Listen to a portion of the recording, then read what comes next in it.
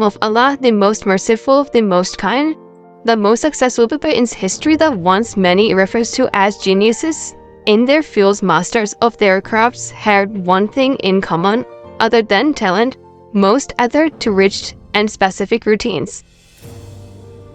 Routine seems boring, and the antithesis to what you are told a good life is made of happiness.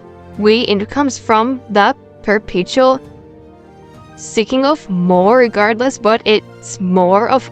Yet what don't realize is that having used it in the same office every day for the same number of hours, your routine could be from different country every month. It could be being routinely unroutine.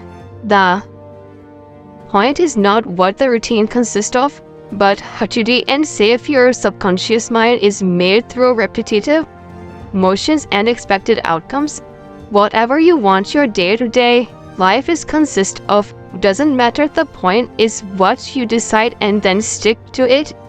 In short, routine is important because habitualness creates mood, and mood creates the nurture aspects of every personality. Not to mention that letting yourself be jacked around by impulsiveness is a breeding ground for everything you essentially do not want. Most things that bring genius happiness are not just temporary immediate gratification, and those things also come with resistance and require sacrifice.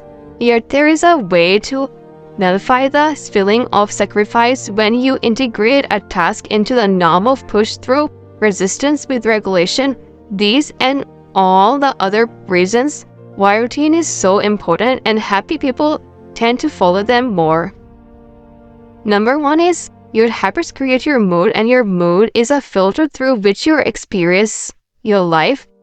It would make sense to assume that moods are created from thoughts or stressors, things that crop up during the day and knock us off kilter.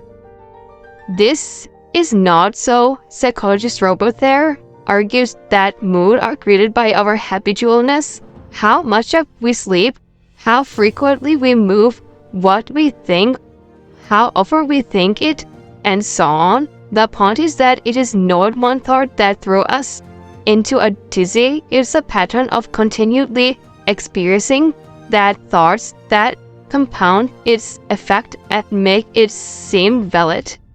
Number 2 is you must learn to let your conscious decision dictate your day, not your fears or impulses.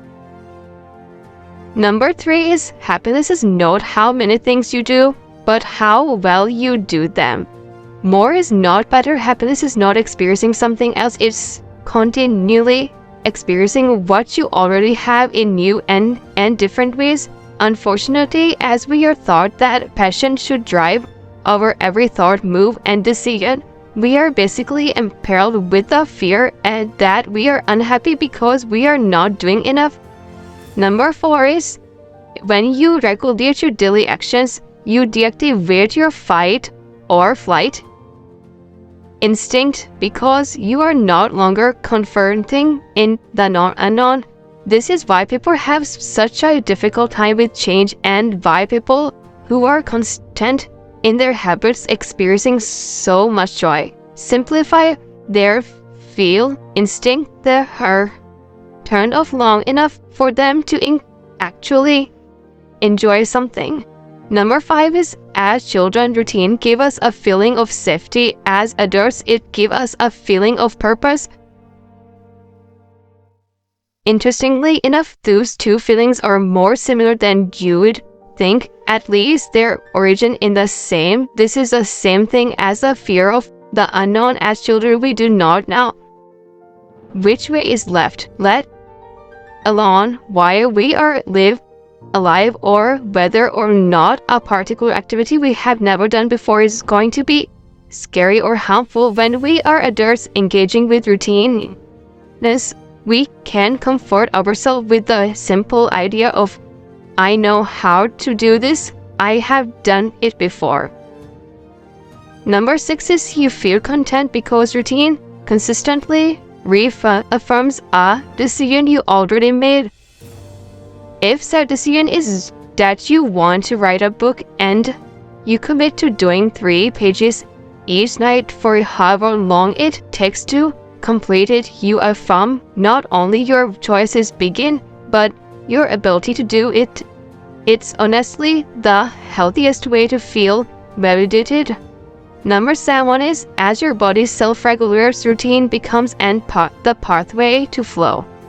Flow, in case you don't know, you probably do, is essentially what happens when we become so completely encased with what we are doing. All ideas or worries dissolve and we are just completely present in the task. The more you train your body to respond to different cues, 7 a.m. is when you woke up, 2 p.m. is when you start writing, and so on. You naturally fall into flow with a lot more ease just out of habits. When we don't, number 8 is when we don't settle into routine.